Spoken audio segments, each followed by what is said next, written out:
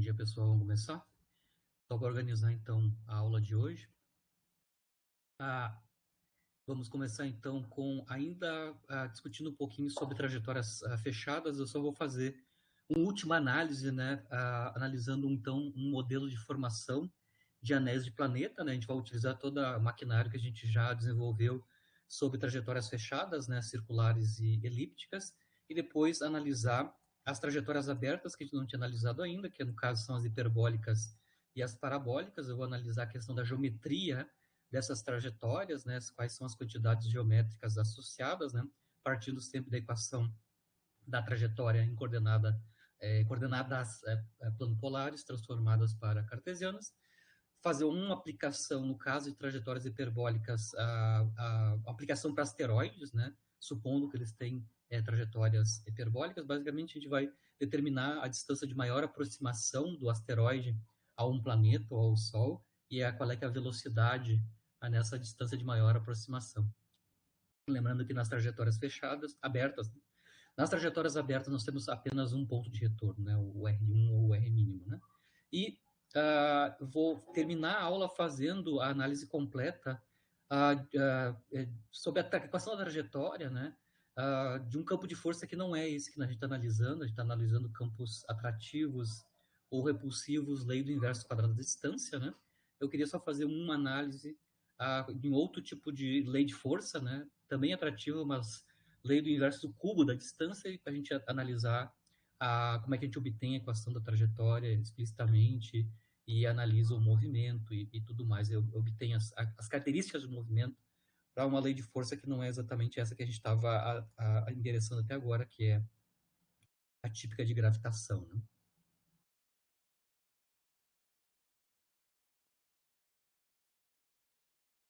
Então, eu vou começar então com a questão das trajetórias ainda fechadas. Eu vou analisar então esse modelo simplificado de formação de anéis em planetas, né?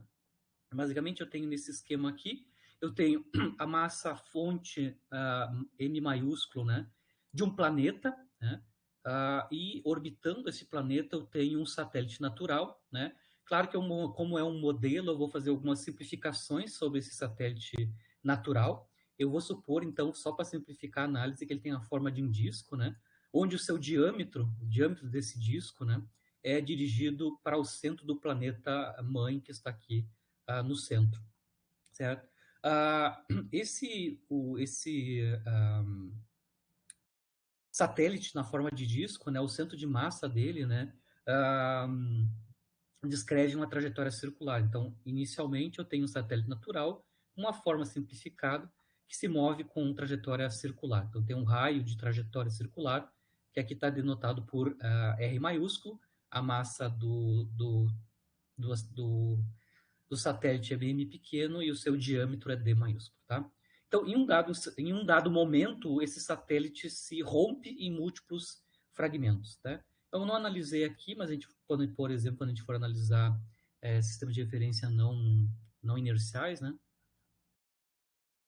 Quando eu tenho interação entre planetas e satélites, né? Dependendo da distância de aproximação do satélite do planeta fonte do campo gravitacional, existe um limite de distância onde as forças de maré, né, as forças de maré sobre o satélite são tão intensas que causam fragmentação, ou no mínimo, né, marés, né, na superfície desse objeto astrofísico, né, astronômico. Então, eu vou supor aqui que em algum momento ele chegou tão próximo que ele se rompeu, né, em múltiplos fragmentos. Esses múltiplos fragmentos é que vão dar origem, então, aos anéis, né, em torno do que orbita em torno do planeta mãe. Certo? A gente vai aqui desprezar a atração mútua entre cada fragmento, né? E só vamos analisar a interação deles com o planeta fonte do campo gravitacional e vão assumir eles pontuais só para simplificar depois a análise, né? Então, o que vai acontecer depois de certo momento, o satélite natural vai se esfarelar, né, nesses múltiplos fragmentos. Agora eu vou analisar, o que eu quero fazer agora, a análise é determinar qual é que é o período desses fragmentos, de maneira que eles desenvolvam trajetórias fechadas, ou seja, elípticas ou circulares, em torno do planeta-mãe, significando que eles vão formar, então, os anéis. Né? Então, eu vou impor que todos os fragmentos vão orbitar com trajetórias fechadas em torno do planeta-mãe. Então, eu vou fazer toda a análise para determinar os períodos deles e relacionar com o período original do satélite natural que se fragmentou. Né? Então, imediatamente antes da fragmentação, né, imediatamente antes de fragmentar, a gente pode obter a velocidade angular, né, do satélite natural, na verdade aqui do centro do satélite natural, né, a gente vai sempre analisar o movimento do centro, né, lembrando que ele desenvolve uma órbita circular. Se ele está desenvolvendo uma órbita circular, a força gravitacional é centrífuga, né, e perdão, centrípeta, né? E aí a gente consegue relacionar a força centrípeta com a velocidade, né, tangencial do satélite, né? A gente sabe qual é, que é a expressão do módulo dessa força, né? É a interação gravitacional entre a massa M maiúsculo fonte com a massa do satélite, que é o M minúsculo, né? A distância entre eles é o raio de órbita circular, R, né? E aí a gente consegue, então, obter explicitamente a velocidade do satélite imediatamente antes da fragmentação. Isso depende da distância, né, entre o planeta, a fonte e o satélite, né? A velocidade angular, com o movimento circular uniforme, né? A velocidade angular é basicamente a razão da velocidade tangencial pelo raio de órbita circular, né? É que então nós temos as expressões tanto da velocidade quanto da velocidade angular em termos do raio de órbita circular original do satélite, que é R maiúsculo, né? Essa distância aqui. Bom, se a gente mapear, né, o satélite como sendo formado de muitos fragmentos, né, eu quero, por exemplo, saber qual é, que é a velocidade de um determinado fragmento. Né? Por exemplo, eu vou designar V0 a velocidade de um dos fragmentos do disco, né, que está a uma distância imediatamente antes, né, da fragmentação, está a uma distância R0 do centro do planeta. Obviamente, os fragmentos que fazem parte do satélite natural original, eles compartilham a mesma velocidade angular, ômega, né, imediatamente antes da fragmentação. Então, a velocidade de um determinado fragmento, né, que eu estou chamando de V0, basicamente a velocidade angular do satélite natural, multiplicado pela distância, né, desse fragmento até o planeta massa-fonte. Então, essa seria a velocidade tangencial dos fragmentos, né, imediatamente a partir do instante imediato onde o satélite fragmentou, né, onde ainda eles estavam partilhando a mesma velocidade angular do satélite mãe, né, desses fragmentos. Né? No momento que o satélite se rompe, então a energia, o momento angular de cada fragmento a gente pode calcular, né? Por exemplo, aqui eu estou escrevendo então a expressão da energia mecânica e do momento angular de cada um dos fragmentos. Por exemplo, o fragmento que tem velocidade V0. Esse fragmento que tem velocidade V0, então tem uma energia cinética 1 meio m0, então a massa dele é m0. A sua velocidade ao quadrado, V0 ao quadrado. Lembrando que o V0 pode ser escrito em termos da velocidade angular, né, ômega, e a distância dele até o planeta-fonte, né, e mais a força gravitacional, a energia potencial gravitacional, né, onde a distância entre o planeta-fonte e esse fragmento é R0. Essa é a expressão da energia mecânica imediatamente após a fragmentação, né, lembrando que essa energia vai ser conservada, né, durante o movimento desse fragmento, né. Aqui eu ainda só vou reescrever a expressão da energia mecânica em termos da distância do raio de órbita circular do satélite original, né? Lembrando que tanto o V0, né, pode ser o V0 ao quadrado pode ser escrito em termos da velocidade angular, e a velocidade angular é escrita em termos do raio de trajetória circular do planeta-mãe através dessa expressão. Então, eu só fiz a substituição e aí a gente então tem a expressão da energia mecânica em termos da distância do fragmento até o planeta e o raio de órbita circular original do satélite que se fragmentou. A mesma coisa a gente pode calcular o momento angular, né? Como a gente tinha a trajetória circular imediatamente antes da fragmentação, o momento angular, né, para um fragmento que estava desenvolvendo uma trajetória circular, onde, claro, o vetor posição e o vetor velocidade são perpendiculares entre si, né, numa trajetória circular. O módulo do momento angular é facilmente calculado, basicamente é o produto do módulo do momento linear vezes o módulo da distância, né, até o vetor posição, né, o módulo vetor posição. O módulo vetor posição é R0 e o módulo do momento linear do fragmento imediatamente depois da fragmentação é M0V, né, massa vezes velocidade. Lembrando que V0 é R0, né, é justamente, pode ser escrito como sendo ômega R0 ao quadrado, né? Esse produto aqui, usando a informação de V0 em termos de ômega, pode ser escrito também em termos de R0 ao quadrado. Escrevemos novamente quanto é que é ômega, né, em termos do raio de órbita circular original, e aí a gente tem a expressão do momento angular em termos do R0 e do raio de órbita circular do satélite original. Para que os fragmentos eles desenvolvam então órbitas fechadas, a energia mecânica tem que obedecer uma certa restrição, né? Então, para a gente ter órbita fechada em gravitação, né, a gente sabe que a energia mecânica tem que ser menor que zero, né? Tem que ser negativa, né? Isso significa que correspondente a uma excentricidade que é menor que 1, né? Lembrando que entre 0 e 1, para excentricidade, a gente tem órbita elíptica e epsilon igual a zero, órbita circular. Então, a condição necessária para que os diferentes fragmentos tenham, né, desenvolvam órbitas fechadas, as suas energias mecânicas têm que ser menor que zero. Né? Essa condição da energia de cada fragmento ser menor que zero vai impor, então, um tamanho máximo para o satélite. A gente pode calcular qual é que é o tamanho máximo do satélite de forma que todos os seus fragmentos desenvolvam trajetórias fechadas. Né? Então, eu vou impor aqui que a energia mecânica é menor que zero, por exemplo, para o fragmento que tem massa M0 e distância R0 original após a fragmentação do planeta, né? Se a gente olhar aqui a expressão da energia mecânica do fragmento, E menor que zero vai impor que esse primeiro termo aqui tem que ser menor que o segundo termo, ou seja, esta condição aqui, né? Fazendo os cancelamentos das quantidades, né, iguais em ambos os lados da desigualdade, né?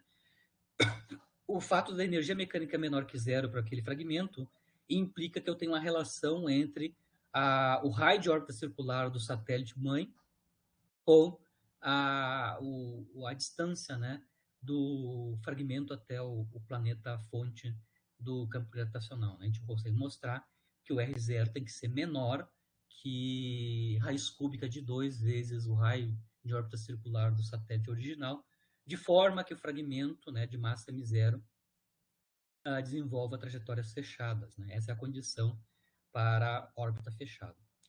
Essa condição aqui vai impor qual é que é o raio máximo ou o diâmetro máximo do satélite disco. Né? A gente pode calcular qual é que é o diâmetro máximo do satélite disco mãe desses fragmentos, né? Lembrando que o diâmetro é 2 vezes o raio, né? Aqui o raio máximo que ele pode ter, né? O raio máximo do satélite, cujos fragmentos tem que obedecer, né, esta condição aqui, né? Esta condição aqui. A gente substitui, então, aqui a diferença entre o raio máximo, a distância, né, R0 máxima, que os fragmentos têm que ter do planeta-mãe, subtraído do raio de órbita circular original.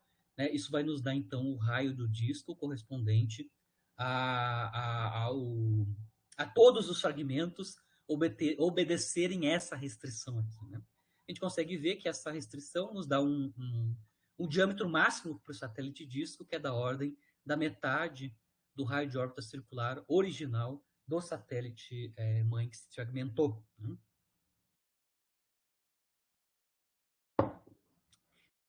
Se o satélite disco tem distâncias maiores, tem diâmetros maiores que esta quantidade, né?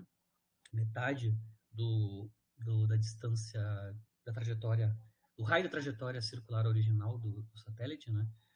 Nem todos os fragmentos vão obedecer à condição de trajetória fechada. Né? Então, aqui eu estou impondo, né, vendo qual é, que é a condição, o tamanho máximo que o meu satélite tem que ter, para que todos os seus fragmentos desenvolvam trajetórias fechadas com energia mecânica menor que zero. Como a gente sabe, então, a energia mecânica e o momento angular são quantidades conservadas, né? Para cada um dos fragmentos, o valor de E e L vão ser conservados, né? Lembrando que a gente está impondo que todos os fragmentos tenham energia negativa, né? cuja excentricidade é menor que 1, né? A gente já sabe quais são os parâmetros, né, que caracterizam as trajetórias elípticas e circulares, no caso de gravitação, né? Tudo é escrito, né? Se a gente está falando, por exemplo, em trajetórias elípticas, né?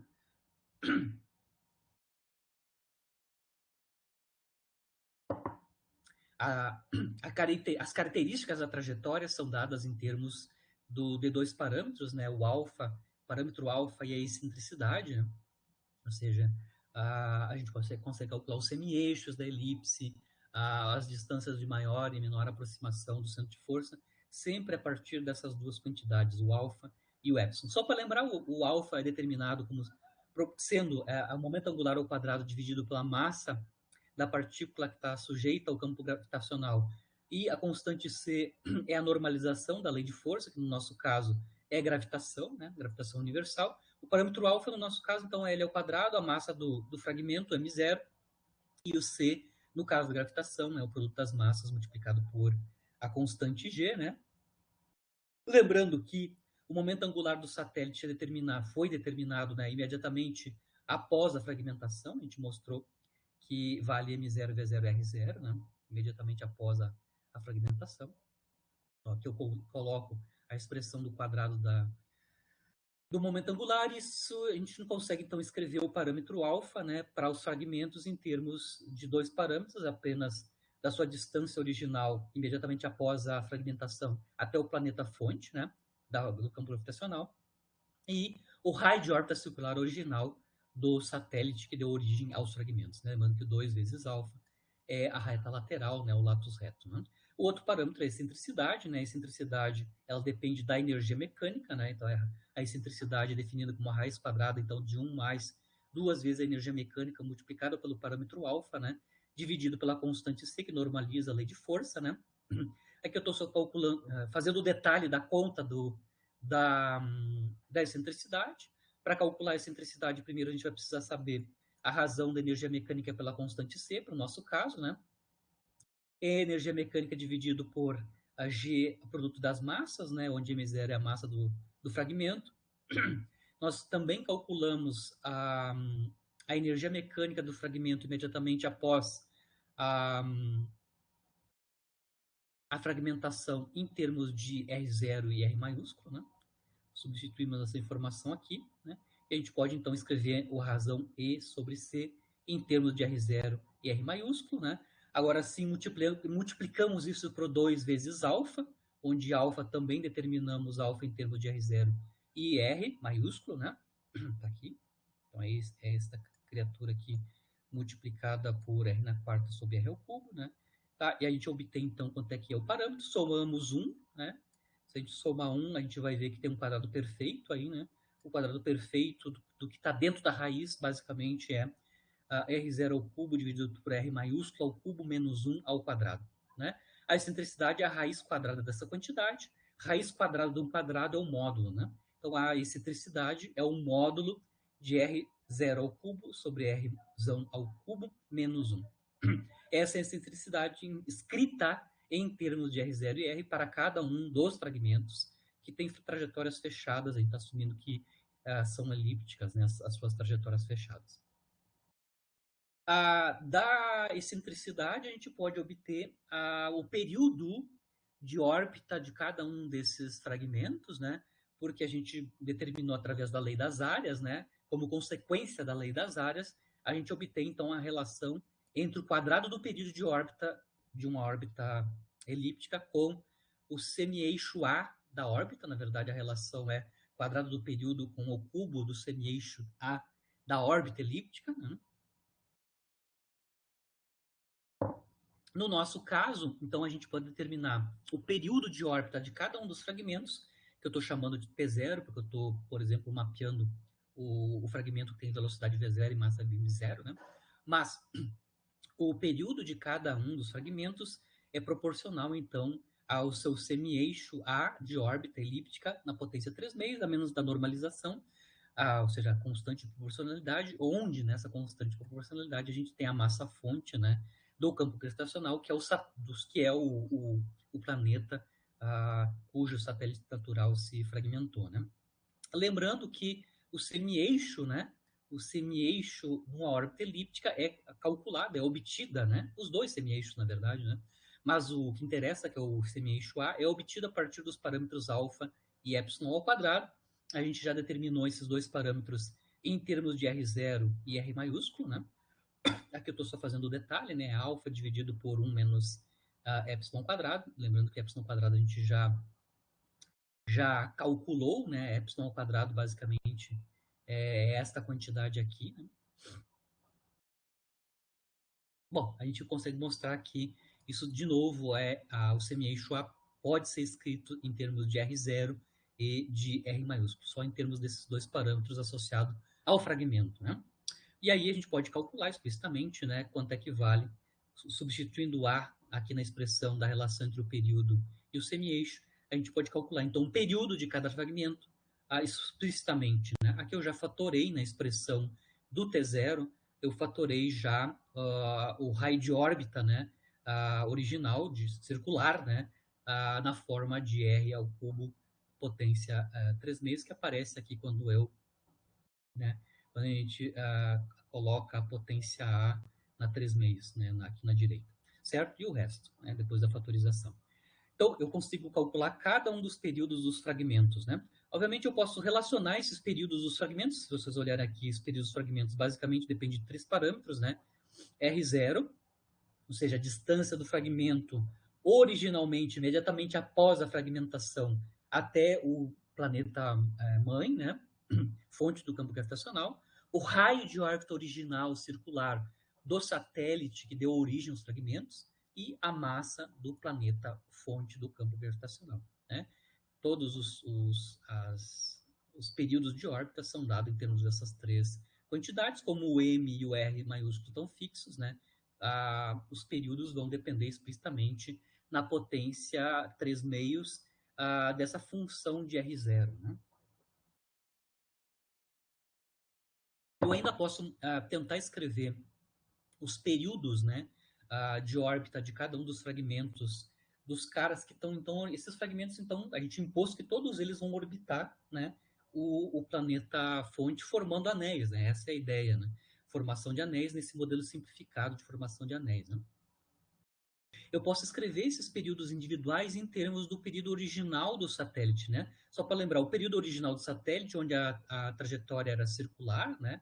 O raio de órbita era R maiúsculo, né? A gente sabe calcular qual é que era o período original do satélite mãe, que deu origem aos fragmentos, né? O quadrado do seu período, que eu estou chamando de TI ao quadrado, né? É proporcional ao cubo do seu raio de órbita circular, a menos das constantes que a gente conhece, né? Que é 4π ao quadrado GM, né? Ou seja, a gente consegue calcular, então, o período original de órbita circular a partir do raio de órbita, né, que é R maiúsculo, né? Eu vejo que o período original do satélite que deu origem aos fragmentos aparece aqui no primeiro fator, né, na expressão dos períodos dos fragmentos individuais. Então, eu posso ainda escrever, né, os períodos individuais em termos do período original do satélite que deu origem aos fragmentos e também informação sobre os seus raios de órbita originais, né, as suas distâncias originais até o planeta mãe, imediatamente após a fragmentação, né? Então eu consigo mapear todos os períodos, né, dado o período original do satélite que fragmentou, né? Aqui eu estou deixando um link para vocês simularem, né? Essa simulação é um Java Applet, né? Onde você vai dar justamente essas quantidades, né? Você vai dar o número de fragmentos, né? O raio de órbita circular original do satélite, a mãe, e vocês vão analisar o que, é que acontece, né? Com a distribuição, né, e a órbita desses fragmentos em torno do planeta fonte do campo gravitacional. Vocês vão ver que, dependendo das características da condição inicial, você vai ter formação ou não de anéis, né, onde esses fragmentos vão, depois de um certo tempo, começar a orbitar, né, em torno do planeta fonte, né, formando os anéis. Obviamente aqui a gente usou uma geometria simplificada para o satélite natural, né? Só para analisar. Qual é que foi a ideia? A simplificação é que a gente usou a simplificação na forma de disco, né? E órbita circular, justamente para a gente ter apenas um parâmetro caracterizando as dimensões do satélite, né? Obviamente, essa criatura aí tem... a gente teria que, no caso geral, né? A gente teria que considerar o caso 3D, né? Onde ele tem um volume, né? E uma forma de distribuição espacial da massa que a gente já simplificou, supondo que ele tem uma forma de disco, que já é o suficiente para entender como é que se forma, né? Como é que se forma os anéis, né? Na formação de anéis está claro que as condições para as energias mecânicas, né, para cada um dos fragmentos após a fragmentação é tal que a energia mecânica desses fragmentos todos é menor que zero, dando então excentricidades de órbita menor que 1, que vamos caracterizar então órbitas elípticas, né, ou até mesmo circulares no limite do elíptico indo para o circular, né? Mas necessariamente energia mecânica negativa para a gente ter órbitas fechadas. Agora, encerrado essa questão das órbitas fechadas em lei de força atrativa, lei inversa quadrada da distância, a gente vai agora analisar as duas órbitas abertas, né, que a gente não analisou ainda, né, que são as órbitas ilimitadas, né, onde a gente só tem um ponto de retorno. A gente mostrou que as órbitas possíveis são as seções cônicas, né, duas delas fechadas, são a elipse e o círculo, né, e duas abertas que são a parábola e a hipérbole, né. Primeiro eu vou agora analisar a geometria do movimento parabólico, né, lembrando as características do movimento parabólico do ponto de vista da energia mecânica, né. A excentricidade da órbita parabólica é 1, né, é y igual a 1, que corresponde a uma energia mecânica igual a zero, né? A equação da trajetória em coordenadas planopolares é essa, no caso geral, né? Obviamente que no caso de órbita parabólica, o epsilon aqui na expressão da equação da trajetória é 1, né? Isso então vai simplificar um pouco a equação da trajetória em coordenadas plano polar, né? Tá aqui explicitamente como é que é o caso em coordenadas planopolares. Se eu quiser escrever a trajetória parabólica em coordenadas cartesianas, a gente pode fazer isso, como a gente fez no caso da elipse, né? Então eu vou partir, lembrando que eu já coloquei epsilon igual a 1 aqui, né? Vou partir da equação da trajetória em coordenadas planopolares e vou obter a correspondente trajetória em cartesianas, né? Então, primeiro eu vou elevar ao quadrado a expressão em plano polar, e aí eu faço a substituição das relações entre as coordenadas em plano polar com as cartesianas, né? R ao quadrado é a soma de x2 mais y2, né? E R cosseno θ é basicamente x, né? Então a gente vai ter no lado direito alfa menos x ao quadrado, né?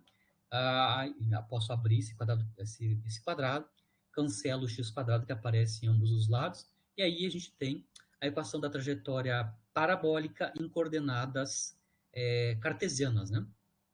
Essa é a equação. Lembrando que quem está dominando aqui toda a geometria do problema é o parâmetro alfa, né? Obviamente porque epsilon é simplificado, ele vale 1, né? Eu vou determinar algumas quantidades geométricas associadas à trajetória parabólica, né? Por exemplo, da equação aqui da trajetória em coordenadas cartesianas, eu vejo que em y igual a zero, né? A gente tem x vale alfa sobre 2. Isso eu posso também obter a partir da equação original da trajetória em coordenadas planopolares, né? Se θ é igual a π sobre 2, né? E a gente vai ter x valendo alfa sobre 2, né? Isso vai significar, então, a distância de máxima aproximação da partícula, né, até o centro de força, né? Então, a distância de máxima aproximação, que é o ponto de retorno radial, que só tem um ponto de retorno radial em órbitas abertas, né? No caso parabólico, né?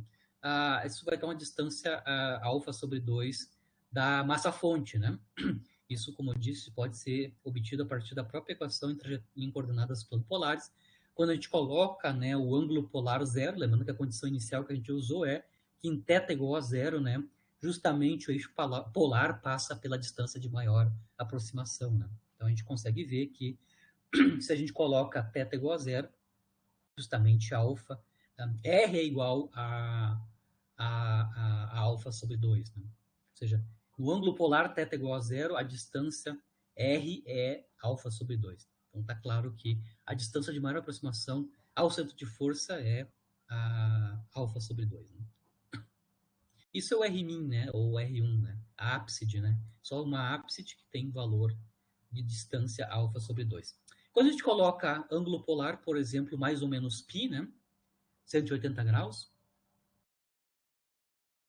a gente vê que quando a gente alcança esses ângulos polares, né?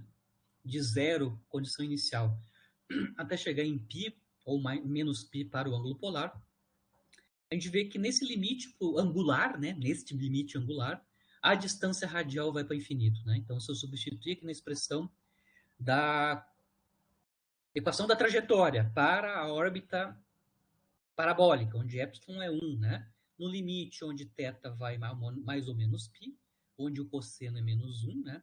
A gente vai ter a distância radial infinito. Significa que quando o ângulo polar corresponde a mais ou menos π, a partícula já está muito longe, está no infinito, né? Infinitamente longe da massa fonte do campo central atrativo lei do inverso quadrado da distância. Né? Ou seja, para esses ângulos polares, a gente vai estar suficientemente afastado da fonte. Né? Em x igual a zero, a gente tem que o y correspondente, né, é mais ou menos alfa. Então, eu já também sei qual é que são os limites no eixo y, né, onde o eixo y vai cortar a trajetória parabólica. Né? Com todas essas informações, né, o valor da ápside, os ângulos limites, né, para a trajetória e os pontos onde eu vou cortar o eixo do y, né, a minha trajetória, né? Lembrando que 2α é a reta geratriz, né, ou a reta lateral, né, latus reto em latim, né, 2 vezes alfa. Lembrando que aqui o alfa é o único parâmetro que controla a geometria da trajetória. Aqui eu represento essas quantidades que a gente já discutiu, né? Então aqui eu tenho o plano XY, né? Aqui a origem do sistema de coordenadas, que no nosso caso é onde está localizada a massa, a fonte do campo gravitacional, lei do inverso quadrado da distância atrativa, né? A gente acabou de mostrar aqui a distância de maior aproximação, a ápside, né? Que é a distância da origem aqui do sistema de coordenadas até a distância de maior aproximação à fonte, né, do campo de força, vale alfa sobre 2. A gente acabou de mostrar rapidamente que o Rmin, ou R1, né, vale alfa sobre 2. A gente acabou de mostrar aqui que o eixo dos y corta a trajetória em mais ou menos alfa, né? Na verdade, eu esqueci de colocar o mais ou menos aqui, quando eu tomei a raiz quadrada, né? E são esses dois pontos aqui, né? Ou seja, a distância da origem até os extremos, né? Onde a distância da origem até o momento de corte, né? O ponto de corte da trajetória parabólica com o eixo dos y se dá em dois pontos, né? Mais alfa, y igual a alfa e y igual a menos alfa. Se corta em dois pontos, né? Cujo tamanho é alfa, né? A distância entre a origem e a chamada reta geratriz, né? Bom, aí você tem que lembrar lá da geometria analítica, quando a gente analisa a geometria da parábola, né? Geração de uma parábola, né? A gente tem uma reta geratriz, sempre a gente tem uma condição geométrica para construir essas cônicas, né? Qualquer uma delas, né? No caso da parábola, a gente tem que é construída a partir de uma reta geratriz. A distância entre a origem e a reta geratriz, ou reta lateral, né? É alfa. E a distância do foco da parábola até a reta geratriz, a gente tem uma distância de 2 alfa. Né? Então, 2 alfa, que é o latus reto, reta lateral, é a distância entre o foco da parábola e a reta geratriz.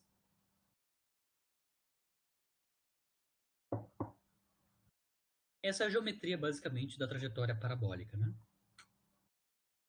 A outra trajetória aberta para as cônicas, né, é a trajetória hiperbólica. Né? A hiperbólica é caracterizada por uma excentricidade maior que 1, né? Isso corresponde a valores de energia mecânicas que são maiores que zero, né? A gente pode, então, analisar as características geométricas do movimento hiperbólico, né? Lembrando, começando sempre com um ponto de partida, a equação da trajetória em coordenadas planopolares, aqui só a característica que no caso do hiperbólico, né, a excentricidade, a gente sabe os valores, né, eles têm que ser maior que 1. A gente vê que eu vou ter a distância radial infinita, que no caso da parábola acontece para ângulos polares mais ou menos π, né? R tendendo ao infinito vai acontecer aqui, claro, quando epsilon é diferente de zero, né? Quando o denominador aqui é zero, né? Ou seja, eu vou ter R tendendo ao infinito quando o denominador é zero, ou seja, vai acontecer para ângulos, né? Θ, que eu estou chamando θ máximo, né? Onde 1 mais epsilon cosseno θ max é igual a zero, né? Eu posso determinar a partir dessa condição aqui quais são os ângulos polares onde a minha distância radial vai para infinito, né? Bom, estou só fazendo detalhe, então epsilon cosseno θ max tem que ser menor, tem que ser igual a menos 1, né? Isso corresponde, então, a cosseno de θ max igual a menos 1 sobre epsilon. Isso corresponde a um θ máximo que vale arquicosseno de menos 1 sobre epsilon, né? Então, para os ângulos que valem arquicosseno de menos 1 sobre a excentricidade, a minha distância radial vai para infinito. Significa que para esses ângulos, a trajetória da partícula, a partícula já está muito longe da massa-fonte ou da fonte do campo de força central, né? Claro, aqui a gente está analisando o caso atrativo, lei do inverso quadrado da distância especificamente, né? Então, a órbita está limitada angularmente, ângulo polar, né, entre menos θ máximo e mais θ máximo. Claro que isso vai depender, esses ângulos limites vão depender do valor específico da excentricidade maior que 1, associada à trajetória hiperbólica, né? A gente agora pode, então, determinar as características geométricas da equação para hipérbole, né? De novo, como eu fiz no caso anterior com a parábola, a gente pode escrever a equação da trajetória em coordenadas cartesianas e a gente já consegue entender os parâmetros geométricos, né, que caracterizam a trajetória hiperbólica, né? Então, começando com a equação da trajetória em plano polares, né? Isso pode ser escrito como alfa igual a R, 1 mais epsilon cosseno θ, né? A gente pode escrever R em termos da excentricidade explicitamente, né? Então aqui eu vou fatorar epsilon, né? No lado direito aqui, né? Lembrando que a gente já usou isso lá no caso da trajetória elíptica, né? A gente construiu então um parâmetro d que é a razão de alfa sobre epsilon, né? E aí, obviamente, levando ao quadrado, a gente tem uma relação entre o quadrado da distância radial e o parâmetro x, né? A coordenada x em coordenadas cartesianas, né? Então, a partir daqui a gente consegue já reescrever a equação da trajetória em coordenadas plano polar para cartesianas, né? Então, r ao quadrado, lembrando que é x ao quadrado mais y2, o lado direito, então, abrindo o quadrado vai depender explicitamente de x, né? Então, estou abrindo aqui o lado direito e o lado esquerdo em coordenadas cartesianas. Como a gente fez no caso da trajetória elíptica, né? A gente vai agrupar à esquerda todas as quantidades que dependem de x e y, e no lado direito apenas os termos constantes, né? Então, agrupamos os termos constantes, só tem um termo constante que é o parâmetro epsilon ao quadrado d2, né? Quem está acompanhando o x ao quadrado aqui na esquerda é 1 menos epsilon ao quadrado, a gente quer retirar esse fator, para isso então a gente vai dividir ambos os lados por 1 menos epsilon ao quadrado, com isso a gente tem um novo termo constante à direita, né? E finalmente dividimos ambos os lados por um novo fator constante, né? Onde aqui eu já estou, lembrando que aqui eu já estou reescrevendo os dois primeiros termos em x em termos de um quadrado perfeito, exatamente como a gente fez no caso elíptico, né? E ainda estou usando a notação da variável menos x0, que é, basicamente, consegue entender aqui do quadrado perfeito, né? Vale menos d, epsilon 2, 1 menos epsilon ao quadrado. Todo o que a gente fez lá no caso elíptico, a gente faz o mesmo procedimento aqui no caso da hipérbole, né? E aí a gente consegue mostrar, bom, quando a gente abre o quadrado perfeito, vai aparecer mais um termo constante que tem que ser colocado à direita, né? Aqui eu estou mostrando que, finalmente, depois que eu passo para o lado direito, o novo termo constante, que aparece aqui no quadrado perfeito, a gente vai ter do lado direito, finalmente, né, o valor constante ε2d2 dividido por 1 menos epsilon ao quadrado, né? E no lado esquerdo a gente vai ter x menos x0 ao quadrado mais y ao quadrado dividido por 1 menos epsilon ao quadrado. E aí, finalmente, dividimos ambos os lados por o termo constante, este cara aqui, né?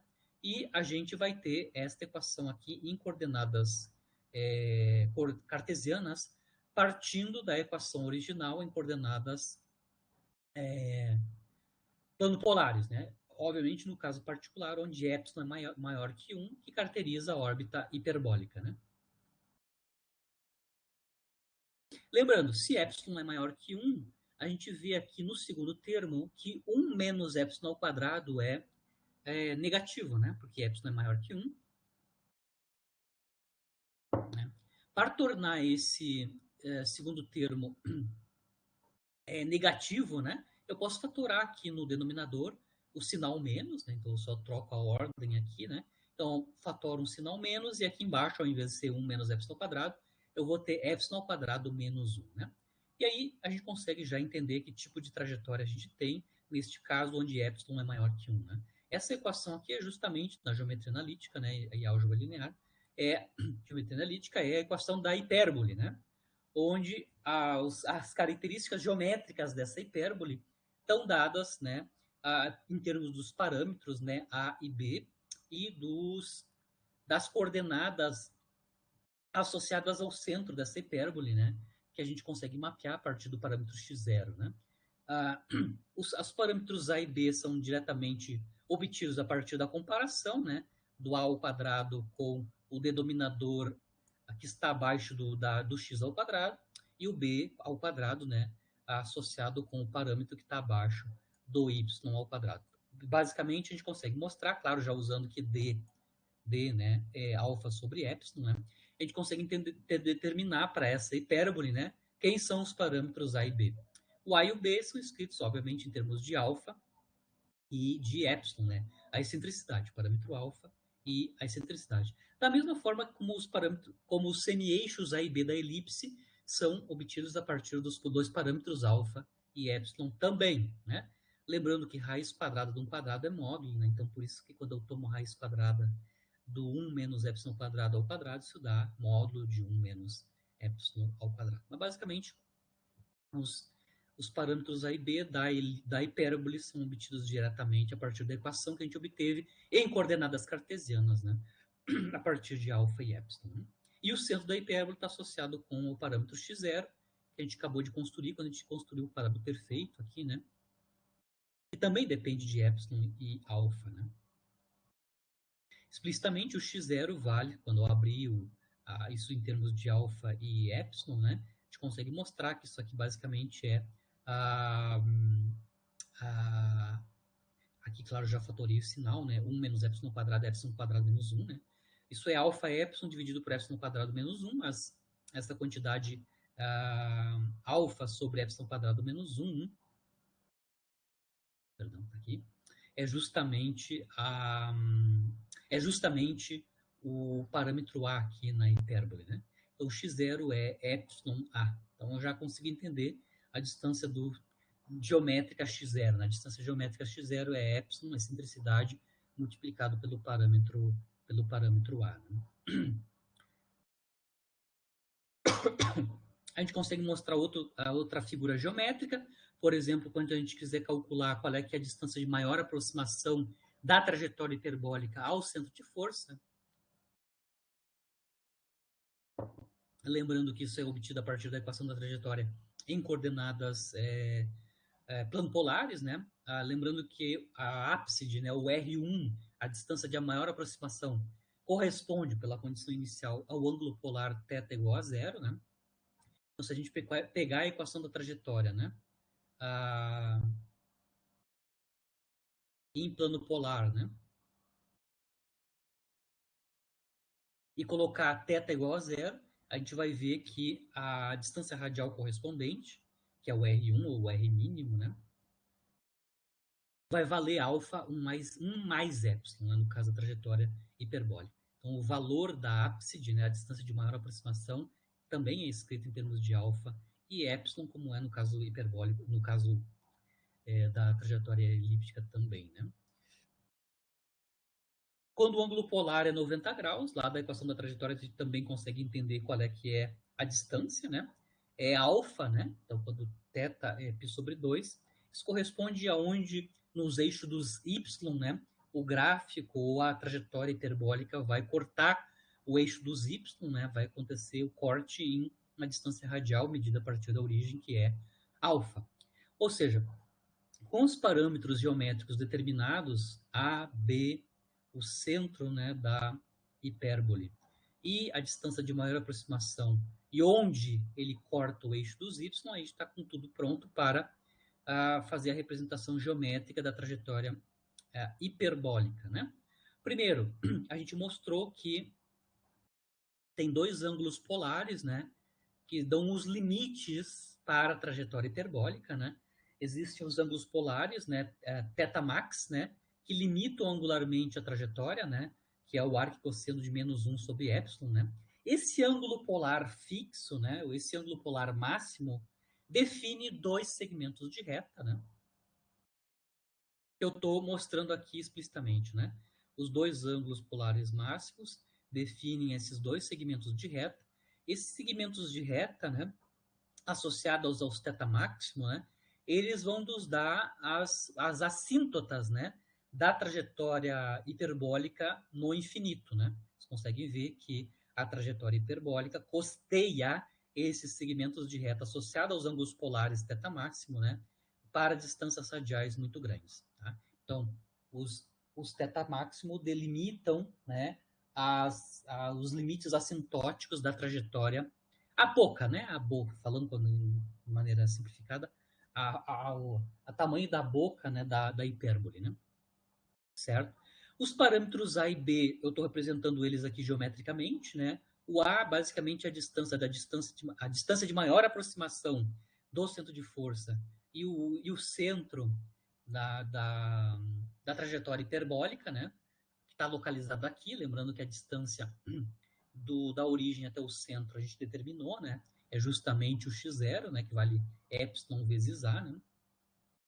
E o parâmetro B, né? O parâmetro B, que tá, basicamente é a distância perpendicular a partir daqui da ábside, né?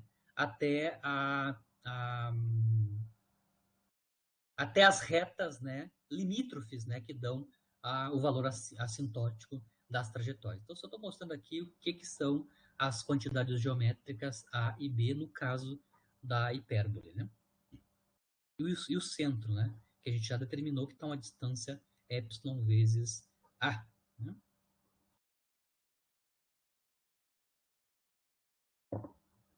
Obviamente, epsilon A é maior que A, né? Porque epsilon é maior que 1, né? Claramente.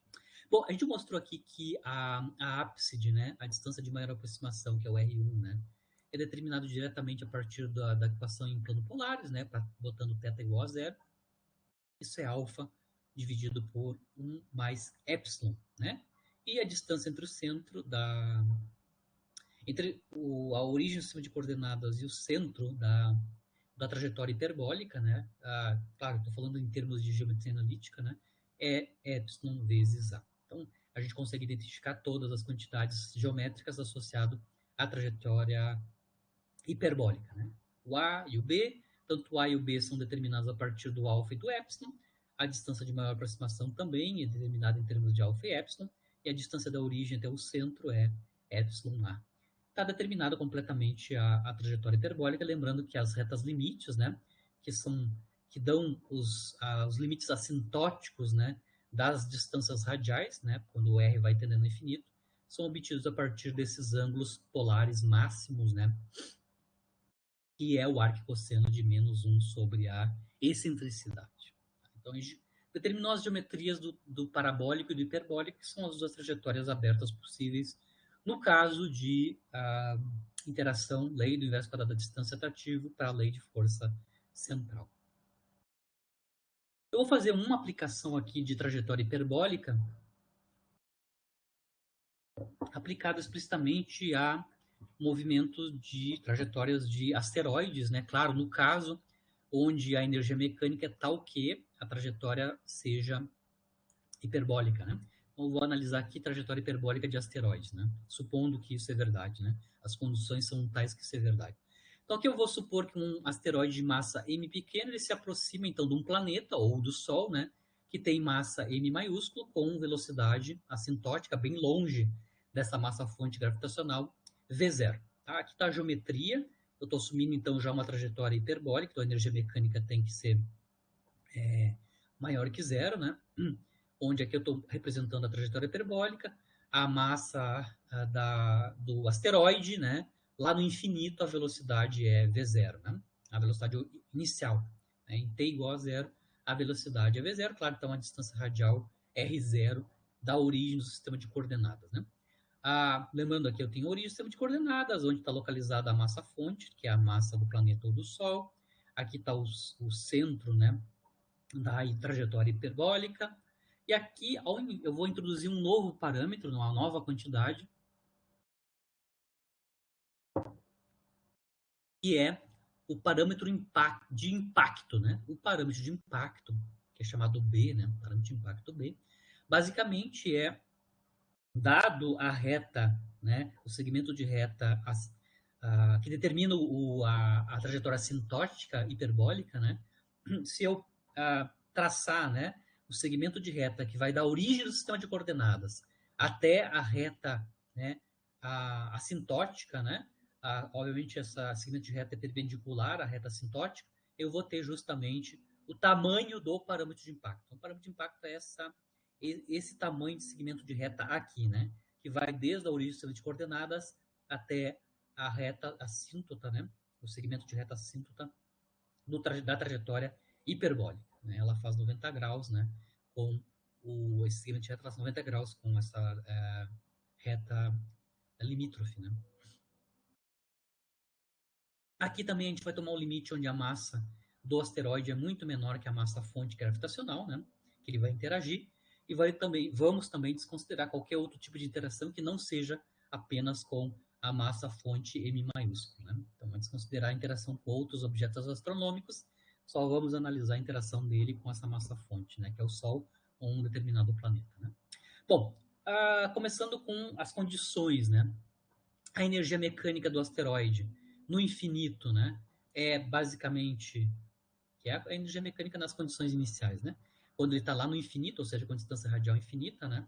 A energia mecânica tem apenas o valor da energia cinética, né? A energia mecânica é apenas energia cinética porque a energia potencial gravitacional é nula, né? Porque ela cai assintoticamente com 1 sobre R, né?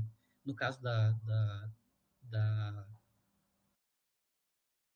lei de força que a gente está analisando, né? Ela cai com R a energia potencial gravitacional, a energia potencial associada a esse tipo de força que a gente está analisando. Né?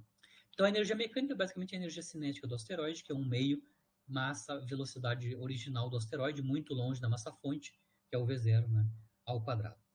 Essa é a energia mecânica. Lembrando que a energia mecânica e o momento angular são quantidades conservadas. Né? Aqui eu vou escrever o módulo do momento angular em termos do parâmetro de impacto, né?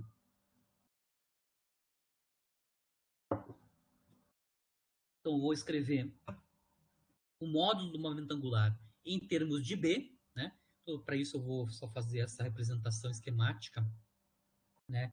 Das condições iniciais, né? No tempo t igual a zero, a velocidade é v0 para o satélite, para o asteroide. Em t igual a zero, isso vai corresponder em uma distância radial que é r0, né? Aqui eu estou representando o parâmetro de impacto, né?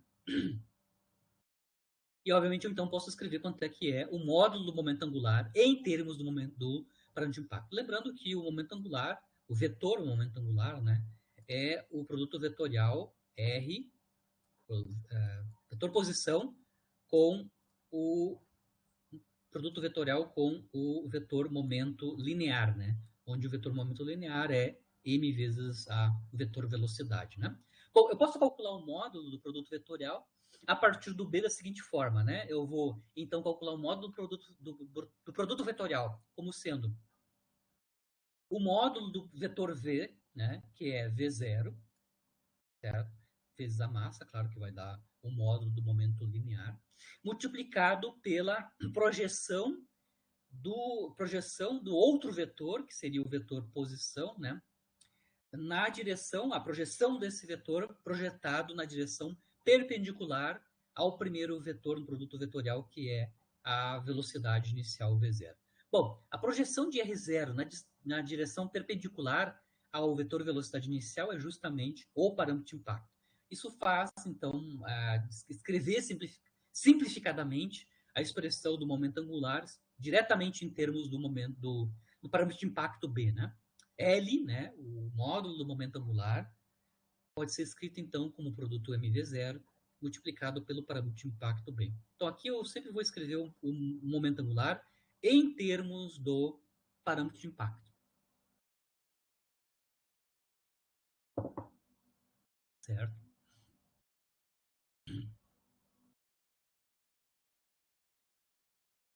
Lembrando que, independente do tipo de trajetória, que está analisando a trajetória hiperbólica, né, a gente sabe que todas as características geométricas da trajetória, e aqui está analisando o caso hiperbólico, né, vai ser sempre escrito em termos de dois parâmetros, né? O parâmetro alfa e a excentricidade, que é maior que 1 aqui no caso hiperbólico.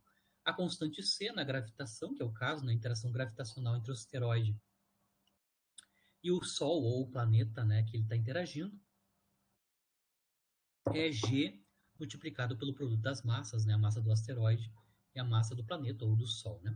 Vamos calcular explicitamente os dois parâmetros de interesse que né, dominam, né, direcionam as características geométricas da trajetória. Parâmetro alfa, que é L ao quadrado mc, né? No caso da gravitação, a gente então tem L ao quadrado por m ao quadrado mg, onde m minúsculo é a massa do asteroide, né? Lembrando que a gente acabou de mostrar que o módulo do momento angular pode ser escrito em termos do parâmetro de impacto. Então, o quadrado do momento angular vai ser escrito em termos do parâmetro de impacto, né? mv0b ao quadrado. Com isso, claro, fazendo o cancelamento das quantidades aqui, a gente consegue mostrar que o parâmetro alfa é escrito em termos do parâmetro de impacto, a velocidade original do asteroide longe do campo de força, né? Do centro de força, né? E, claro, a massa fonte de quem o asteroide está interagindo, que é a massa M maiúscula. Né? De novo, a excentricidade é escrito em termos da energia mecânica e do parâmetro alfa. Né?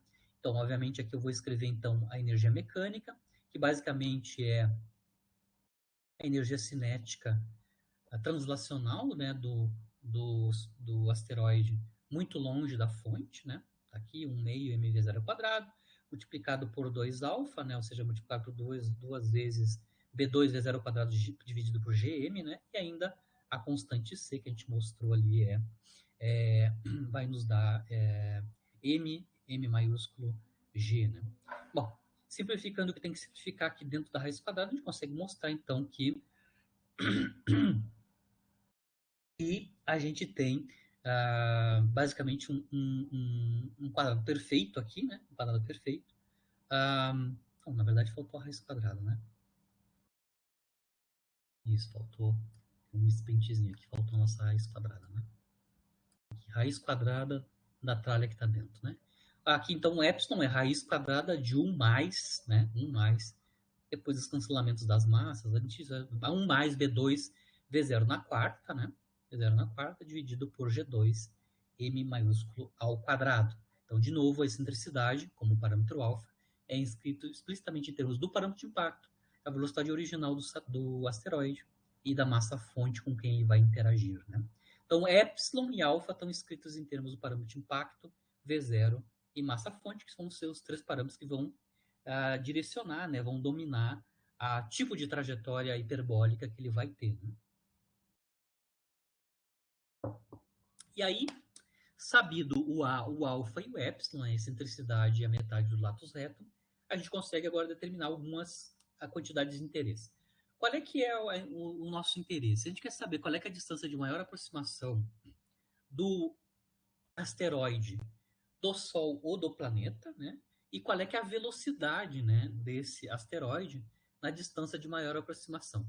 Lembrando que aqui a gente está interessado, por exemplo, se esse asteroide vai impactar com o Sol ou com o planeta, né? Para saber se vai ter impacto ou não, a gente vai ter que saber qual é, que é a distância de maior aproximação e qual é, que é a velocidade também né, que ele tem nessa distância de maior aproximação. Então, eu vou começar calculando a distância de maior aproximação, que, na verdade, para a trajetória aberta, do caso hiperbólico, né, é justamente o Rmin, né, que é a distância radial em θ igual a zero pelas condições iniciais. Né. A gente já sabe que, no caso da equação da trajetória em coordenadas plano polar, né, a gente já sabe que quando a gente coloca θ igual a zero na equação da trajetória em plano polar, né, a gente vai obter, então, o valor da ápside. Né? Aqui. É alfa sobre 1 mais epsilon. A gente acabou de analisar aqui o caso hiperbólico. Né? A distância de maior aproximação aqui, ó, a ápside é alfa 1 mais epsilon. Então, sabido o parâmetro alfa e epsilon, os parâmetros alfa e epsilon, a distância de maior aproximação está determinada, né? Claro que alfa e epsilon, a gente acabou de mostrar ambos, né? Alfa e epsilon estão escritos em termos do parâmetro de impacto, da velocidade inicial do asteroide e da massa fonte com quem ele está interagindo.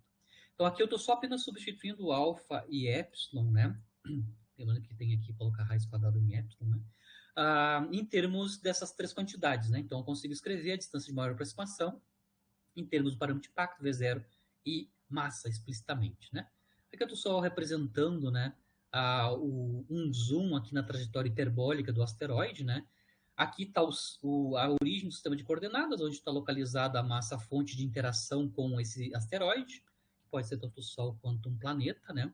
A distância de maior aproximação, que a gente acabou de calcular, em termos de alfa e epsilon, né? O alfa, né, é a distância que, quando o ângulo polar é 90 graus, né? E sobre 2 está θ, né? E a gente agora quer determinar qual é, que é a velocidade nessa distância de maior aproximação, né? Que é a velocidade na ápside, né? Lembrando que, no caso, quando a gente está passando pela ápside, que é a distância de maior aproximação, né? Os vetores posição e velocidade, né, são perpendiculares entre si, né? Nas ápsides, né? Nos pontos de retorno radial. Com isso, a gente consegue determinar qual é que é o valor do momento angular quando a gente está passando pela ápside, né? Então, eu vou usar as conservações das quantidades energia mecânica em momento angular, né? Especificamente aqui aplicado para a ápside, né? Para determinar quanto é que é a velocidade do asteroide quando ele está passando a distância de maior aproximação. Então, aqui eu vou aplicar conservação do momento angular e energia, tá? O módulo do momento angular a gente escreveu das condições iniciais em termos do parâmetro de impacto, né? MV0B, isso é dado pelas condições iniciais, que é a velocidade inicial e o parâmetro de impacto, né, na colisão. Mas também, quando eu estou passando pela ápside, quando os dois vetores R e V são perpendiculares, né, quando a gente está passando pela ápside, a gente pode também escrever quanto é que é um módulo do momento angular, né? Lembrando que agora o R e o V são perpendiculares, então o módulo do momento angular é apenas o produto dos módulos do vetor posição e do vetor momento linear, ou seja, é a massa, a velocidade da ápside e a distância da ápside, né? Então, também a gente pode escrever o momento angular, o módulo momento angular, no caso da ápside, como sendo massa, produto da velocidade na ápside e a distância da ápside, R' ou R1. A energia mecânica é dada pela condição inicial, que é a energia cinética original do asteroide, né? Mas, quando eu estou passando pela ápside, eu também posso escrever a expressão da energia mecânica nessa distância radial e para essa velocidade de ápside, né? Ou seja, quando eu estou passando pela ápside, a energia mecânica é a energia cinética na ápside, que é 1/2 massa do asteroide. A velocidade na ápside ao quadrado, mais a energia potencial gravitacional enquanto a gente está passando na ápside, cuja distância até ao centro de força é Rmin, né? Então aqui eu estou escrevendo explicitamente o valor da energia potencial gravitacional, onde R é igual a Rmin, né? Aqui explicitamente, né? E, claro, lembrando que essas duas quantidades são iguais por conservação, né? Conservação tanto do L quanto da energia mecânica, né? Essas duas equações, que basicamente vêm da conservação do momento angular e da energia mecânica, né? nos relacionam duas quantidades, né? A distância da ápside e a velocidade na ápside, né? Claro que eu tenho cancelamento de massas em ambos os lados, né? Mas, então, as duas equações da conservação do L e do E nos dão duas equações que relacionam a velocidade da ápside e a distância da ápside, né? Por exemplo, na primeira equação, né, eu consigo escrever, por exemplo, o inverso da distância ápside em termos da velocidade da ápside e o parâmetro de impacto B e a velocidade inicial, claro, do asteroide, né? A segunda equação é quadrática na velocidade da ápside, né? E se eu substituir o inverso, né, da distância da ápside usando a primeira equação, eu vou ter na segunda equação, que é a equação de conservação da energia mecânica, né, uma equação quadrática para a velocidade na ápside, né? Obviamente aqui eu vou substituir quanto é que é 1 sobre R min em termos da velocidade da ápside, né? Quando eu faço isso, substituindo a primeira equação na segunda equação, né, eu obtenho, como eu comentei, uma equação quadrática para a velocidade na ápside. Pode ser resolvido, uma equação de segundo grau, pode ser resolvido por Bhaskara, né? A gente vê que a gente tem duas raízes, né, para a velocidade na ápside. Obviamente, como velocidade na ápside é uma quantidade positiva definida, né? VAP é um módulo da velocidade do asteroide na ápside, né? Aqui a gente pode mostrar que aqui eu já fatorei, né, GM sobre V0B aqui na expressão das raízes, né? Com isso eu tenho então depois a fatoração dessa quantidade, lá está acompanhando o GM V0B dividido por V0B, 1 mais ou menos, né? 1 mais ou menos raiz quadrada de 1 onde essa raiz quadrada aqui é maior que 1, claramente, né? É maior que 1. Obviamente que quando eu tenho o sinal negativo aqui na raiz, né? Se o segundo termo é maior que 1, significa que a velocidade da ápice seria negativa, né? Então, no caso físico, a única raiz para a velocidade na ápside é quando o sinal aqui é positivo, né? Então, a velocidade na ápside é determinada como sendo Gm dividido por bv0, onde b é o parâmetro de impacto e v0 é a velocidade inicial, multiplicado por 1 mais raiz quadrada de 1 mais aí a razão b2d0 na quarta, dividido por g ao quadrado m0. Ou seja, a velocidade da ápside aqui é determinada em termos do parâmetro de impacto, da velocidade inicial e da massa do objeto gravitacional, do objeto astrofísico, astronômico, com quem o asteroide está interagindo, né? Então, a gente já determinou as duas quantidades de interesse do ponto de vista de impacto, né? A velocidade e a distância de maior aproximação em termos dessas três quantidades, né? Parâmetro de impacto, V0 e massa-fonte. Dependendo desses três parâmetros, né? M, V e B, lembrando que a dependência na massa do asteroide se apagou aí nas equações, né? Na verdade, quem está dominando todas as características da trajetória do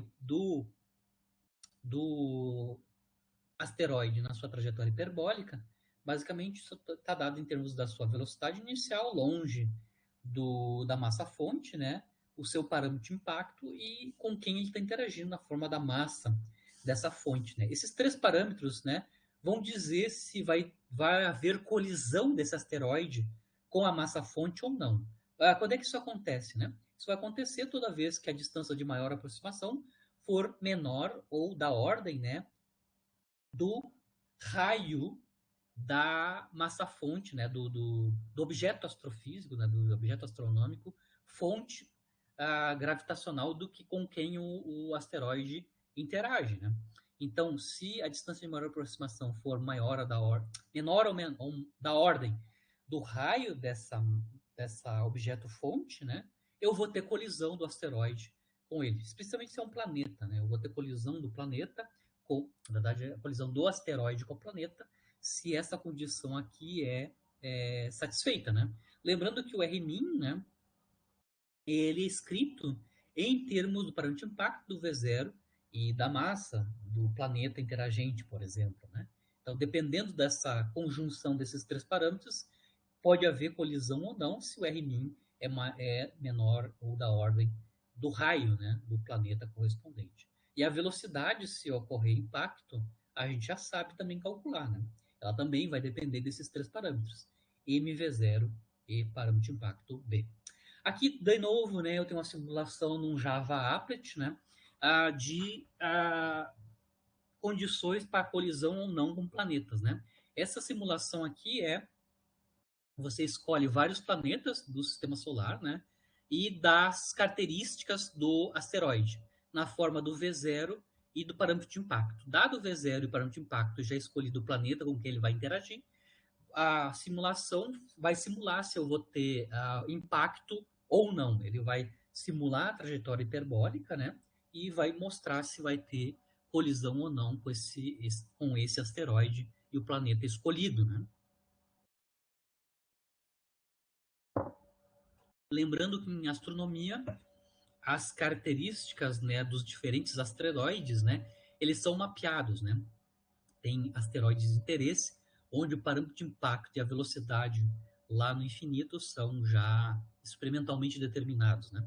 E aí você pode fazer uma análise dessas duas quantidades, né? Do Rmin e da velocidade na distância de maior aproximação.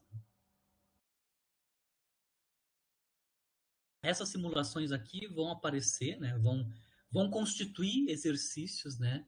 Nas atividades, eu creio que é dessa semana, ou no máximo da semana que vem, eu acho que é nessa semana. Vocês vão utilizar essas simulações justamente para a gente brincar um pouco com essas trajetórias hiperbólicas, né? E também o primeiro caso que a gente viu no início da aula, que é a questão da formação de anéis de planeta, né? Vamos fazer duas simulações em Java Applet, né? Dessas duas análises que a gente fez hoje, né? Formação de anéis naquele modelo simplificado e também a interação de asteroides com trajetórias hiperbólicas com planetas. Né? Para dar encerramento da aula, a gente já mapeou, né, sugou tudo que tinha que sugar sobre a interação com partículas interagindo com o campo central, que é muito específico, mas que é de interesse na física, né, que é atrativo lei do inverso quadrado da distância.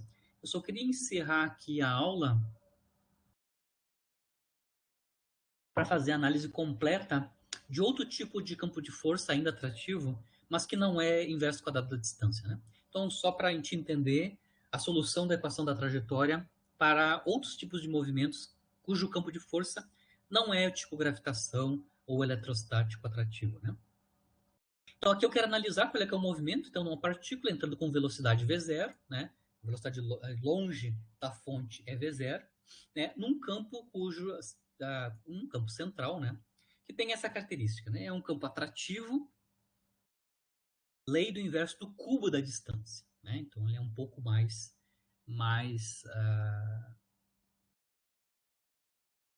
ele cai mais rapidamente com a distância radial que no caso da gravitação, por exemplo, né? E cuja intensidade, né, a normalização desse campo de força é dado por um parâmetro que eu chamo de gama, né? O gama aqui, então, vai determinar a intensidade da interação, né? O gama aqui vai fazer o papel da constante C, como a gente viu no campo central, menos C sobre R ao quadrado, né? E aí eu quero obter qual é que é a equação da trajetória, qual é que é a trajetória nesse campo de força, né?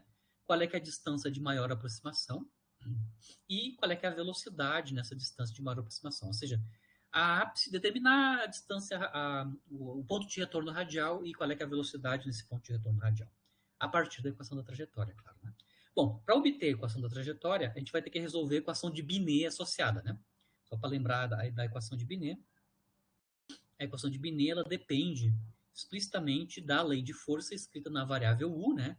Lembrando a variável u é o inverso da distância radial, né? No caso onde a lei de força é dada por essa expressão, né, atrativo, lei do inverso do cubo da distância, a força, né, a lei de força escrito na variável u, né, vai ser basicamente menos m gama multiplicado por o ao cubo, né, porque a gente tem o inverso da distância radial. Substituindo então o f de u aqui na equação de Binet, o termo da direita aqui na equação de Binet, né, basicamente com o cancelamento do ao quadrado que está embaixo, né, basicamente vai dar mais, né, mais a massa ao quadrado, dividido por um momento angular ao quadrado, gama U, tá? Lembrando que a gente sempre pode escrever o momento angular, o modo do momento angular, a partir da condição inicial em termos do parâmetro de impacto. Tá? Então, a minha condição inicial é muito parecida com aquela que eu utilizei agora para a trajetória hiperbólica do asteroide. Né? Muito longe, né, da fonte, ou seja, com a distância radial muito grande, né? Muito longe da massa de interação, massa fonte, né? Que dá origem ao campo de interação, né? O campo de interação. A gente tem, então, velocidade inicial, V0, né? E o parâmetro de impacto associado, né? Eu estou chamando de B, né? A gente sempre pode escrever o momento angular da partícula nessa condição inicial em termos da sua velocidade inicial, V0, e do seu parâmetro de impacto.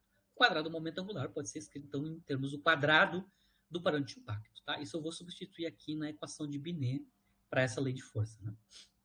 Tá? Então, eu venho aqui e substituo, ainda de novo, o L quadrado que está aqui no denominador por M2 V0 quadrado B2. Com isso, eu tenho o cancelamento do M2 ali no numerador. Né? E aí, finalmente, a equação de Binet vai tomar esta forma para esse tipo de lei de força atrativo, lei do inverso do cubo da distância. Vou resolver, então, a equação de Binet correspondente. Né? Para isso, vejam bem que no lado direito a gente tem um termo linear em U, que é a variável dependente aqui na equação de Binet, a variável independente é o ângulo polar θ, né? Bom, a gente consegue mostrar que a equação de Binet correspondente é uma equação diferencial ordinária de segunda ordem homogênea, né? O termo não homogêneo é zero. Tá? O termo das variáveis independentes é nulo, né? Isso vai simplificar bastante a solução dessa equação, né? Aqui, claro, quem está acompanhando a variável U aqui, linear em U, aqui na equação de Binet, é 1 menos gama, claro, já passei do lado esquerdo essa quantidade aqui na direita, né? 1 menos gama dividido por V0 ao quadrado sobre B2. Aqui, para resolver a equação de Binet, eu vou fazer uma hipótese, né? Eu vou supor que essa quantidade toda aqui, que eu vou denotar ela por beta ao quadrado, né? Então, beta ao quadrado é justamente essa quantidade que multiplica o 1. Eu vou assumir que ela é maior que zero, né? Se é maior que zero, significa, claro, que a gama dividido por V0 B ao quadrado é menor que 1. Obviamente, aqui eu já estou fazendo uma hipótese, né? Estou fazendo uma hipótese que as características desse campo de força central e a condição inicial a partir de V0 e B é tal que essa razão é menor que 1. Então, eu já estou fazendo uma hipótese específica aqui, né? Se isso acontecer, né, se gama sobre V0B ao quadrado for menor que 1, isso é dado pelas condições iniciais e pela intensidade do campo de força na forma do parâmetro gama, né, essa quantidade beta ao quadrado vai ser maior que zero. E aí a equação que eu tenho é basicamente essa daqui, né, onde beta ao quadrado é positivo. Eu vou ter essa como sendo a equação de Binet na forma compacta, né. No caso de beta quadrado positivo, a solução da equação de Binet é trivial, né? Se vocês olharem aqui, basicamente a solução dessa equação é a solução do oscilador harmônico, né? A forma da equação diferencial aqui associada na equação de Binet é justamente a equação similar do oscilador harmônico, onde o parâmetro beta ao quadrado está fazendo o papel da velocidade angular ômega zero ao quadrado lá no oscilador harmônico, né? Basicamente, a gente consegue construir a solução dessa equação diferencial, né, obtendo primeiro, lembra, ela é uma equação diferencial de segunda ordem com coeficientes constantes homogênea, né? Então, a solução é escrita em termos das raízes da equação característica, né? Que no caso da equação de Binet vai nos dar duas raízes, né, para a equação característica que valem mais ou menos i beta, né? Mais ou menos i beta, né? E com essa raiz, mais ou menos i beta, com essas raízes e mais i beta, a solução dessa equação homogênea é uma superposição de exponenciais complexas e na mais ou menos i beta, né? Essas superposição, né, combinação linear de exponenciais complexas, usando fórmula de Euler, pode ser escrita como uma superposição, né, uma combinação linear de funções trigonométricas, né, cujo argumento é beta multiplicado por o ângulo polar θ, que é a variável independente aqui na equação de Binet. Como eu disse, a equação diferencial é exatamente igual à equação diferencial para o oscilador harmônico. A gente sabe que a solução do oscilador harmônico é uma combinação linear de senos e cossenos, cujo argumento lá no oscilador harmônico é ômega zero t, onde t é a variável independente, né? No caso aqui, quem está fazendo o papel do ômega zero é o beta, multiplicado pela variável independente, que é o θ. Então, a gente já sabe que a solução, U de θ, solução da equação de Binet para esse tipo de campo de força que a gente está analisando, basicamente é essa combinação linear, senos e cossenos, cujos parâmetros, os argumentos é beta θ. E, claro, a gente tem ainda duas constantes a determinar, que é o A e o B, né? Que são obtidos a partir das condições iniciais, né? Então, agora aqui a gente vai construir as condições iniciais e usando elas a gente vai obter quanto é que A e B.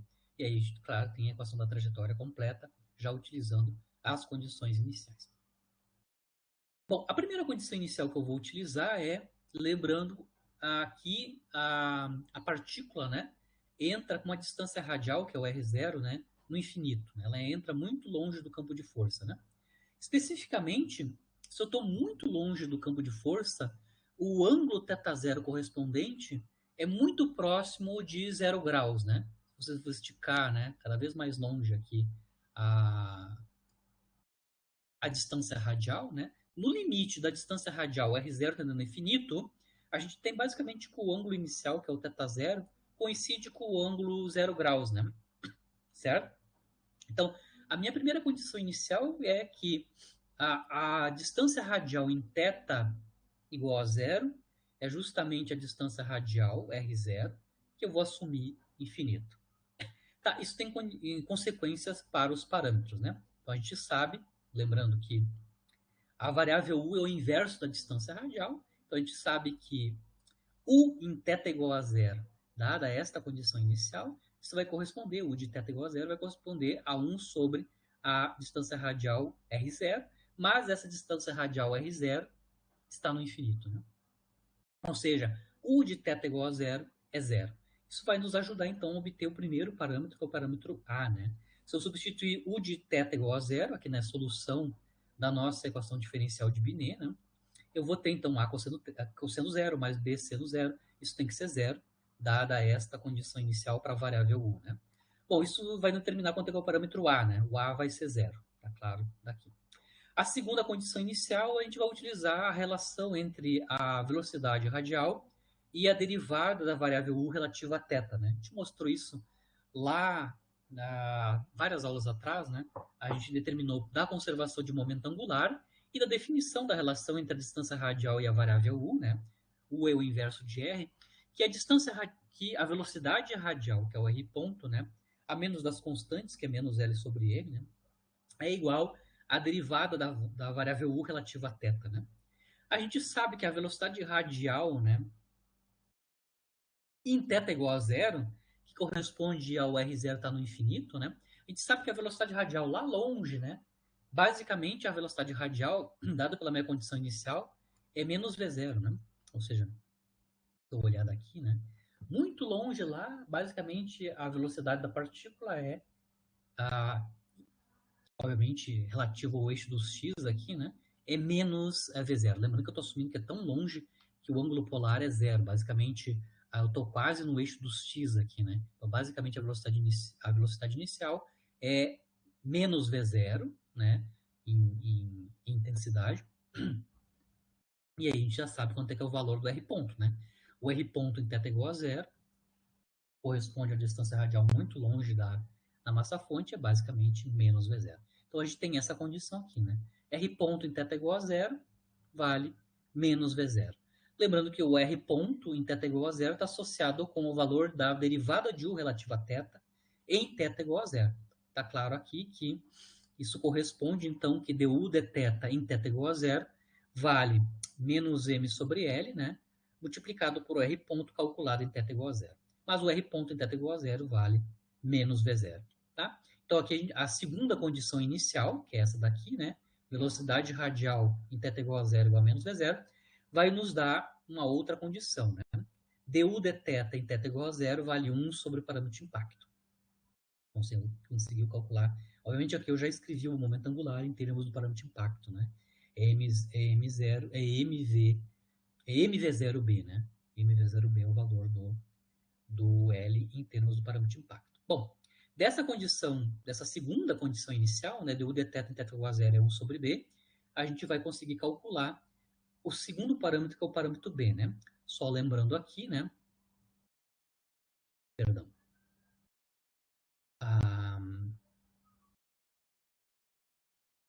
A derivada de U relativa a θ, né? Aqui eu não escrevi, mas basicamente isso é uma superposição de senos e cossenos, né? Aqui o cosseno vira seno e o seno vira cosseno, e ainda um parâmetro beta que vai vir aqui na frente, né? Aqui, basicamente, a derivada de U relativa a θ é menos beta A seno beta θ mais beta B cosseno de beta θ igual igual a 1 sobre B quando θ é igual a zero, né? Certo? Isso vai nos, então, determinar qual é que é o parâmetro B, né? O parâmetro B, a partir desta condição inicial aqui, né? Vale 1 sobre beta B, né? Ou seja, depende do beta e do parâmetro de impacto, né? Substituindo das condições iniciais, quanto é que vale o parâmetro A e o B, A igual a zero, B igual a 1 sobre beta B aqui na solução geral, né? A gente vê que a equação da trajetória U de θ, né, ainda na variável U, né, U de θ vale B seno de beta θ, onde B é 1 sobre beta B, né, certo? Claro, agora a gente pode escrever o U em termos de R, né, lembrando que o U é inverso da distância radial, né, e aí finalmente a gente chega na equação em plano polares, né, na equação da trajetória equação da trajetória em coordenadas plano-polares, associada a uma partícula que está entrando, né, muito longe num campo de força, que é atrativo, lei do inverso do cubo da distância. Claro, dadas as condições iniciais tais que gama sobre V0B ao quadrado é menor que 1. Eu fiz a solução da equação de Binet, supondo que isso aqui é verdade, onde o beta ao quadrado, se isso é verdade, é maior que zero, né? Se essa condição aqui não é satisfeita, aí eu vou ter outro tipo de solução da equação de Binet, né? Para esse caso que a gente está analisando, como um exemplo, né? Como um exemplo, a gente tem essa equação da trajetória, né? Em plano polares, né? R de θ é beta B, seno de beta B.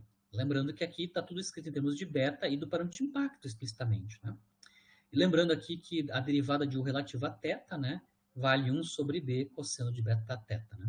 Então a gente tem a equação da trajetória e a derivada de U relativa a θ. Bom, a equação da trajetória em plano polar está determinada. Agora eu quero saber as duas características do movimento, que é a distância de maior aproximação, a ápside, né? E quanto é que vale a velocidade, né, na ápside, tá?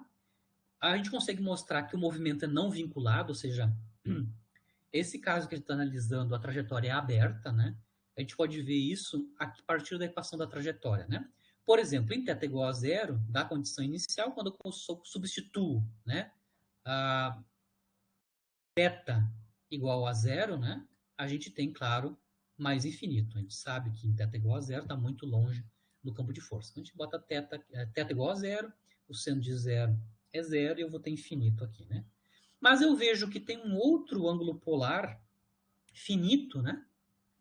Que é π sobre beta, né? Quando θ é π sobre beta, né?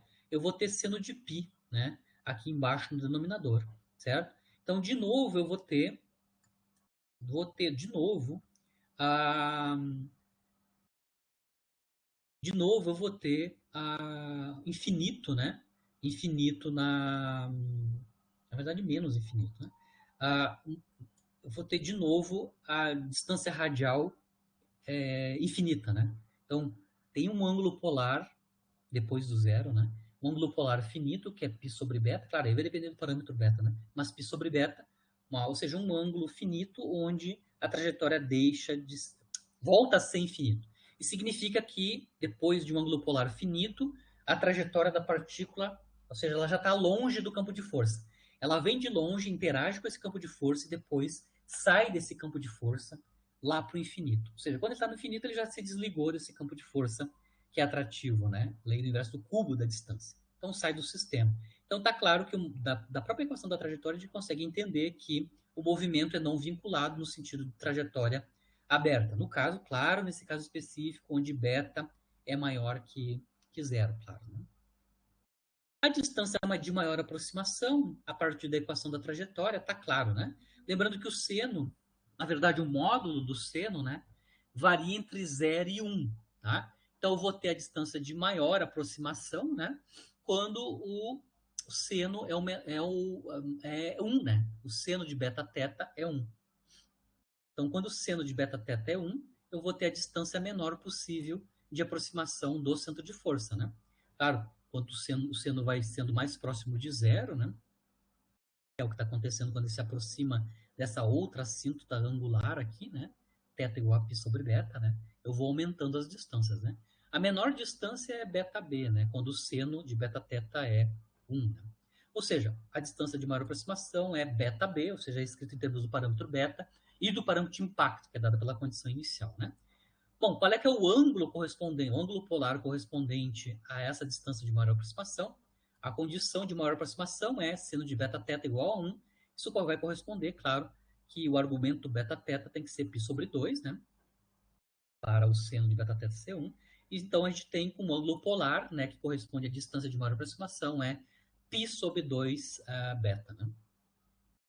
Então, existe um ângulo entre 0 e π sobre beta, que é onde a partícula já está longe, longe do campo de força, onde corresponde à distância de maior aproximação. E a distância de maior aproximação vale beta b. Né?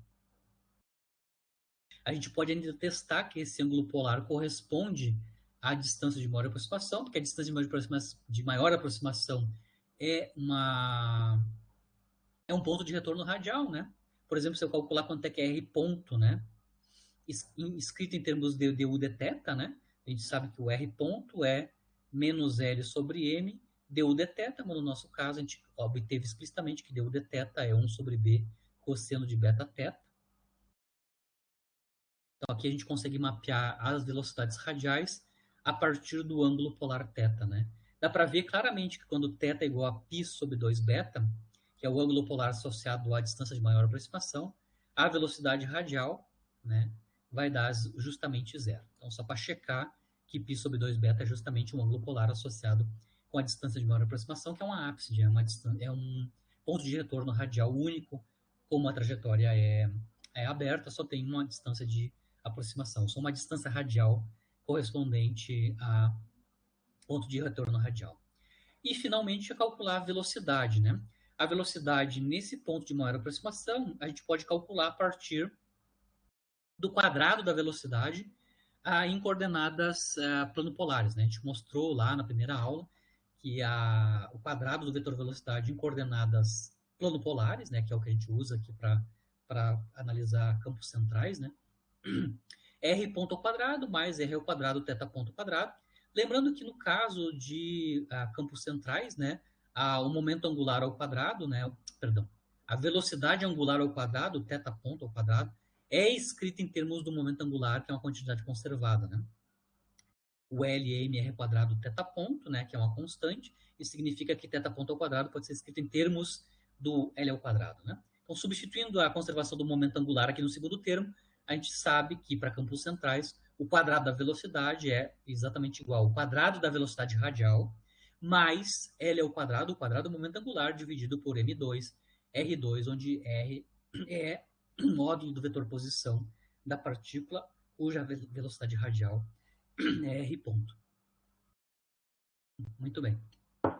Especificamente aqui, no nosso caso, a gente quer saber qual é que é a velocidade nesse ponto de retorno radial, que é a distância de maior aproximação, né?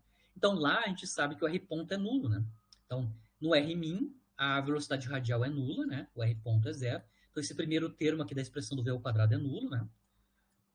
E tudo é escrito em termos de momento angular. Só que o momento angular, então, nesse caso particular, a velocidade na distância de maior aproximação, que eu estou chamando de V ao quadrado, né?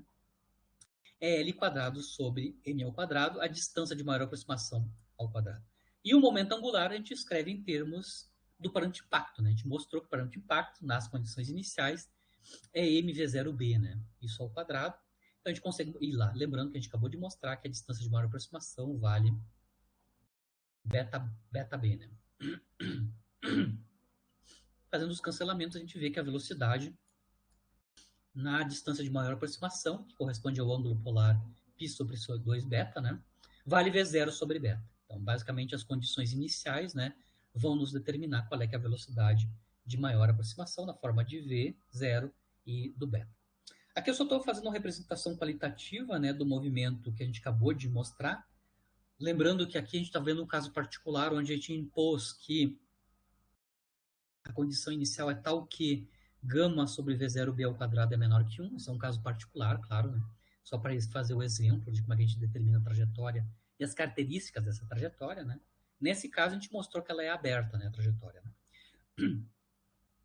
Aqui está o parâmetro de impacto, a velocidade inicial, né, muito longe da massa-fonte, né, a massa M maiúscula é a massa-fonte do campo. A gente tem a aproximação, né, para o ângulo polar. Quando o ângulo polar for 2 sobre 2 beta, a gente vai ter uma distância de maior aproximação com o campo de força. Lembrando que para um ângulo polar finito, que é π sobre beta, né,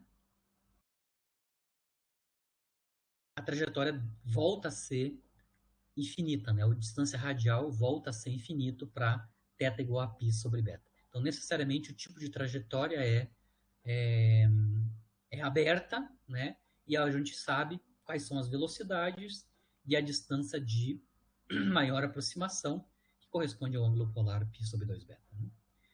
Como é que eu sei que é essa trajetória com esta forma? Obviamente, eu vou ter que plotar, né? Plotar esse tipo de equação em coordenadas planopolares. Por isso, na aula passada, ou retrasada, não sei, eu deixei o link lá no Moodle, né? Do Maple, né? Do Wolfram Alpha, né? Online, né? No Wolfram Alpha, vocês conseguem fazer gráficos, né?